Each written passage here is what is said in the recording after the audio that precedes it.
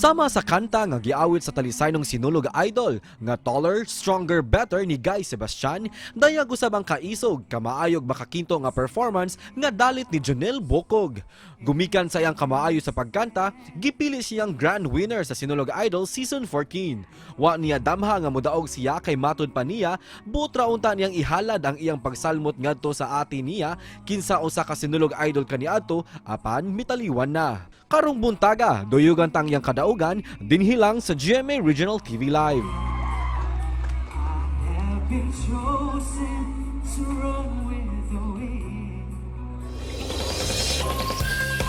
Karong buntaga sa Hiranta ang istorya sa kinabuhi sa lumad nga taga Dalisay City nga mo'y grand winner sa Sinulog Idol 2023. We have karong buntaga Jonel Bukog.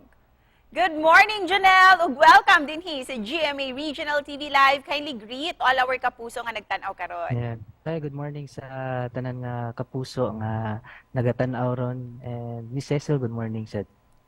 Good morning, Jonel. Una sa tanan, congratulations kanimo. Can you take us back during sa Sinulog finale night? Unsay may nagdagan sa imong unahuna that night? I broke through the rain, saw through the storm. Now I know I remain. At first lang, kanang grabe gid ang kulba na ko ato pag step pa lang ako sa sa Fuente kay dito man to giganap. Wala ko kasabot sa feeling kay lagi kay finale night na ba. Lahi ra siya sa mga other days of competition. Jonel, upon joining the competition, did you ever expect ba to win? Wala gid nako. Wag ko ga-expect ato kay ako lang is dako kay kong pasalamat kay nakasuot ko sa auditions, then ati callbacks which is second round of audition siya to, and kuan sa tunga time kanang paggaw ko ba kay gikan sa ko gig ato and other contest nga same sa og kanang same sad siya o kanang paagi ani. Despite the challenges, Jonel, kasi nag-inspire ka nimo to join the Sinulog Idol 2023. Ug kumusta ang imong whole experience? Nag-inspire nako is especially kuan kita akong family, especially my sister nga which is part siya sa Sinulog Idol season 5. Kalimot na ko sa year, but she passed away na.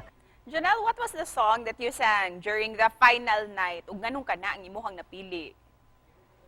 Sa finale night, akong ikanta to is song by Guy Sebastian which entitled Taller, Better and Strong, Taller, Stronger and Better. Gi-choose na ko siya nga song ay kanang kuan baligi recommend ra na siya nako sa kuan kauban na sa akong singer, then akong gipaminaw which is nice siya.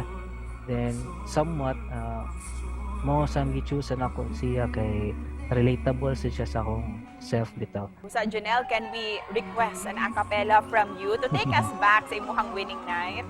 Now I can live again. I have been chosen to run with the wind. I can go higher. I know I will soar. I'm taller, I'm stronger, I'm better than before. Yan. Wow. Thank you. Thank you for that song, Jonel. Thank you. Para kanimo, how did your talent help you and your family as well?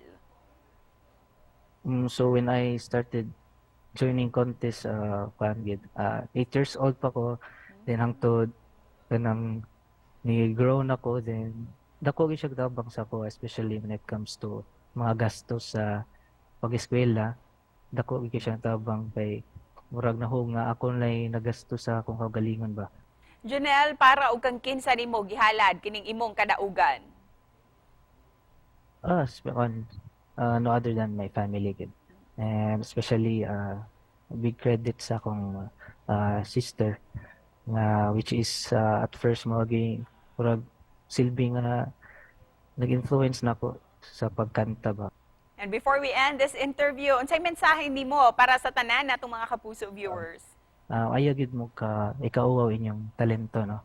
And kanang dapat yun nga i-share ninyo inyong talent, especially parehan ako nga in singing, and kanang sa mga gusto sad mo appeal og Sinulog Idol, ayaw pagduha-duha og appeal kay daghan kaayo mo kanang mga ma-experience nga lahi ra, like wala sa other competition diri sa atoa.